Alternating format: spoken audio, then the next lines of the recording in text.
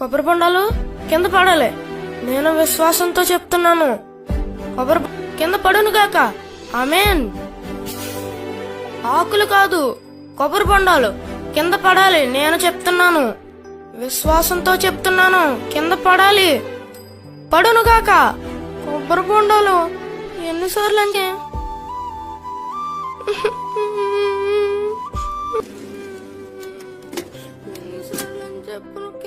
పౌలు గారు, పౌలు గారు, పౌలు గారు. తాతయ్య గారు లేరు అంకుల్, ఊరెళ్ళారు. తాతయ్య గారు లేరమ్మా? మరి నువ్వేంటి ఇక్కడ కూర్చొని ఎడుతున్నావు? మా అమ్మకి ఒంట్లో బాగాలేదని కొబ్బరి బొండ నీళ్ళు తాగితే నీరసం తగ్గుద్దని కొబ్బరి బొండాలు అట్టుకెళ్ళడానికి వచ్చాను అంకుల్. చెట్టు ఎక్కుదామని ప్రయత్నించాను, నా వల్ల కాలేదు. ఏం చేయాలని ఆలోచిస్తుంటే సండే స్కూల్లో టీచర్ చెప్పిన వాక్యం గుర్తుకొచ్చి, విశ్వాసంతో మీరు సందేహించకుండా పలికితే కొండలు సముద్రంలో పడొద్దని చెప్పారు.